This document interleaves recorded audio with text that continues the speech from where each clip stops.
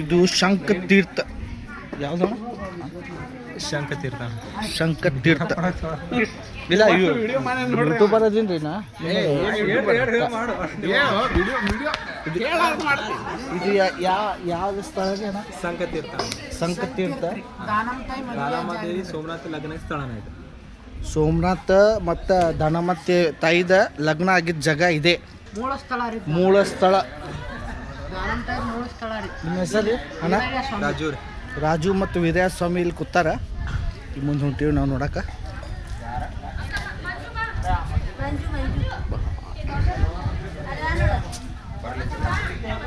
ಹೋಗೋಕ್ಕಿಂತ ಮೊದಲು ಇಲ್ಲಿ ಸ್ವಲ್ಪ ಕೈ ಕಾಲು ತಕ್ಕೊಂಡು ಫ್ರೆಶ್ ಆಗಿ ಮುಂದೆ ಹೋಗೋದು.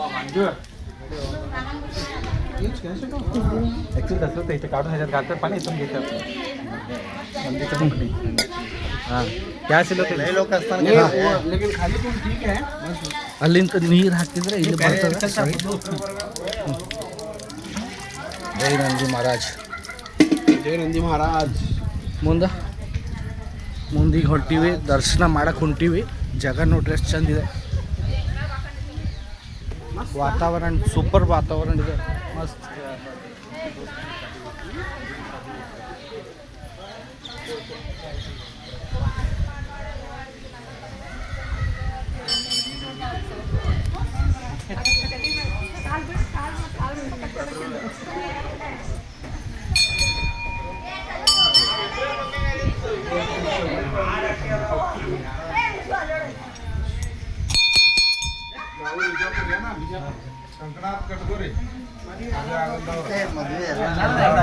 ಎಲ್ಲರೂ ಮದುವೆ ಆಗ್ಯಾರ. ಇಲ್ಲಿ ಸ್ವಾಮೀಜಿ ಇಲ್ಲದಾರ.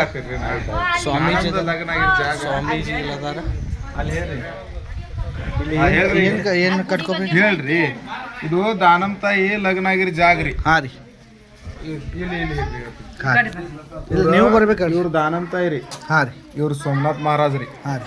ಎರಡು ಸ್ವಯಂಭೂ ಉದ್ಭವ ಲಿಂಗ ಅದಾವ. ಲಿಂಗ ಮೇಲೆ ಮಕ್ಕಳ ಅದಾವಿಲ್ಲಿ. ಹೌದಾ? ಇದು ದಾನಮ್ ತಾಯಿ ತಪಸ್ಸಿರ ಕೂತಿರಿ ಗಿಡ ರೀ. ಹಾಂ ರೀ. ಈ ಗಿಡಕ್ಕೆ 1000 ವರ್ಷ ಐತೆ. 12ನೇ ಶತಮಾನದ ಗಿಡ. ದಾನಮ್ ತಾಯಿ 550 ಮದುವೆ ಮಾಡಿದ್ರಿ. ನೀರು ಇದ್ದೀತಿರಿ ಕುಡಿಯಾಕ ಹೇಳಿ ತಮ್ಮ ಆದಿಶಕ್ತಿಲಿ ತಾಯಿ ಜಪ ತಪ ಅನುಗ್ರಹದಿಂದ ತಮ್ಮ ಮುಖದ ಶಂಖನಾದ ಮಾಡ್ಯಾರಿ. ಶಂಖನಾದ ಮಾಡಾನ ಇವು ಗಂಗಾ ತೆಳಗ್ ಕಾಶಿದಿಂದ ಬಂದಾವ. ಮಾನ್ಯ ತಾಯಿ ಇಲ್ಲಿ ಗಂಗಾ ಅವ್ರು ಹೇಳಿದ ಗಂಗಾ ಇದು ಇದೇ. ಅದು ಗಂಗಾ ಅವ್ರು ಹೇಳಿದ ಮಾತಾಡಿದ ಇದೇ ಗಂಗಾ. ಎಷ್ಟು ನೀರು ತೆಗೆದ್ರು ಈ ಗಂಗಾನಲ್ಲಿ ನೀರು ಬಂದೇ ಬರ್ತದೆ. ಇಲ್ಲಿ ಅವರೆಲ್ಲ ತಾಯಿ ಜಪ ತಪ ಅನುಗ್ರಹ ಮಾಡಿ ಲಗ್ನ ಆಗಿ ಇಲ್ಲಿದ ಗುಡ್ಡಾಪುರಕ್ಕೆ ಹೋಗಿ ಲಿಂಗೈಕಾಗ. ಅದು ಸಮಾಧಿ ಸ್ಥಳ ರೀ. ದಾನಮ್ ತಾಯಿ ಮೂಲ ವಿವಾಹ ಸ್ಥಳ. ಪ್ರತಿ ವರ್ಷ ಶ್ರಾವಣದಾಗ ಗುಡ್ಡಾಪುರದಿಂದ ಪಾಲಿಗೆ ಬರ್ತಿರಿ 3ನೇ ಸೋಮವಾರ. ದಾನಮ್ ತಾಯಿದ ಲಗ್ನ ಆಗ್ತೈತಿ. ಇಲ್ಲಿ ಮಧ್ಯಾಹ್ನದಾಗ 12 ಗಂಟೆಗೆ ಇಲ್ಲಿ ಲಗ್ನ ಮಾಡ್ಕೊಂಡು ದಾನಮ್ ತಾಯಿ ಗುಡ್ಡಾಪುರಕ್ಕೆ ಹೋಗ್ತಾರ. ಅದು ಪ್ರತಿ ವರ್ಷ ಜಾತ್ರೆ ಆಗ್ತೈತಿ 3ನೇ ಸೋಮವಾರ ಶ್ರಾವಣ ಮಾಸದಾಗ. ದೊಡ್ಡ ಜಾತ್ರೆ ಆತ್ರಿ. 2ನೇ ಸೋಮವಾರ ದಾನಮ್ ತಾಯಿಗೆ ಇಲ್ಲಿ ತೊಟ್ಲ ಹಾಕ್ತೇವ್ರಿ. ಇದು ದಾನಮ್ದ ತವ್ರ ಮನೆ ಅಂದ್ರೆ ಮೂಲ ಸ್ಥಳ ಇದ್ದಂಗೆ. ಅದು ಸಮಾಧಿ ಸ್ಥಳ, ಅವ್ರ ಜನ್ಮ ಸ್ಥಳ ಉಂಬ್ರಾಣಿ. ಇವರಿಬ್ರು ಜೋಡಿ. ಇದು 35 ಕಿಲೋಮೀಟರ್ ಹಾಕಿದ್ರು. ಅವ್ರಿಬ್ರು ಇಲ್ಲಿ ಜೋಡಿಲಿ ಅದ. 2 ಲಿಂಗ ಮೇಲೆ ಮಕ್ಕ ಅದಾವಿ. ರಾತ್ರಿ ಲಿಂಗ ಪೂಜಾ, ಮುಂಜಾನೆ ದಾನಮ್ಮ ಅಂತ ಹೇಳಿ ಸೀರೆ ಉಡಿಸಿ ಪೂಜೆ ಮಾಡ್ತೇವೆ. ಇಲ್ಲಿ 2 ಟೈಮ್ ಪೂಜೆ ಆತಿ, ಅಲ್ಲಿ 3 ಟೈಮ್ ಆಗ್ತೈತಿ.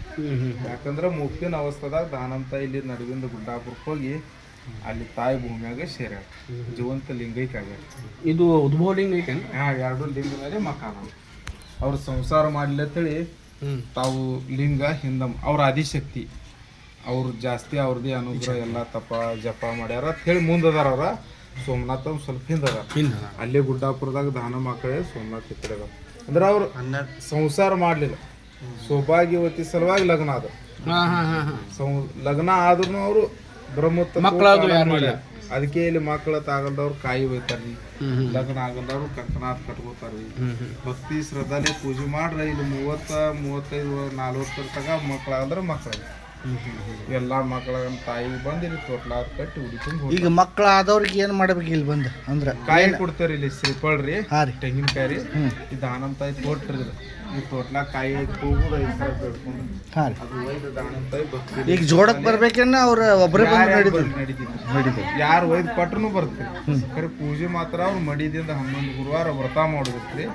ತಾಯಿ ಫಲ ಆಗನ ತಾಯಿ ಇಲ್ಲಿ ಬಂದು ಅವ್ರ ತೋಟ್ಲ ಕಟ್ಟಿ ಉಡಿ ತುಂಬಿ ಅವ್ರು ಏನು ಭಕ್ತಿ ಶ್ರದ್ಧಾ ಐತೆ ಅವ್ರು ಬಂದ್ ಮಾಡಿ ಹೋಗುದು 100 ಲಗ್ನ ಆಗ್ಯಾವ ಆದ್ರೂ ನೀರಿಂದ ಕಡಿಮೆ ಆಗಿಲ್ಲ ಅಲ್ರಿ? ಆತಾವ್ರಿ ಇಲ್ಲಿ ಇನ್ನು 3-4 ನಾಳೆ 5ನೇ ತಾರೀಕಿಗೆ 4 ಮದುವೆ ಅದಾವ ಇಲ್ಲಿ 5ನೇ ತಾರೀಕಿಗೆ ಬರ್ರಿ ನೀವು ಜೋಡಿ ಮಾಡ್ಕೊಂಡಾಳ ಆಯ್ತು 555 ಮದುವೆ ಮಾಡ್ಯಾಳ ಇಲ್ಲಿ. 12 ತಿಂಗಳು ನೀರು ಇಷ್ಟ ಇರ್ತಾವ್ರಿ. ಇಲ್ಲಿ ಪ್ರತಿ ವರ್ಷ 100 ಮ್ಯಾಲ ಲಗ್ನ ಆಗ್ತಾವ ಅಂತ ಹೇಳತ್ತೀವಿ. ಆಗ್ತಾವ ಇಲ್ಲಿ ಲಗ್ನ ಭಾಳ ಆಗ್ತಾವ್ರಿ. ಬಿಜಾಪುರದಲ್ಲಿ ಪ್ರತಿ ವರ್ಷ ನೋಡ್ರಿ ಎಷ್ಟು ಚಂದ ಗುಡಿ ಅದ, ಎಷ್ಟು ಚಂದ ನೋಡಕ್ಕೆ ಅನುಕೂಲ ಆಗ್ತದ. ಬರ್ರಿ ನೋಡ್ರಿ ದೇವ್ರದ್ದು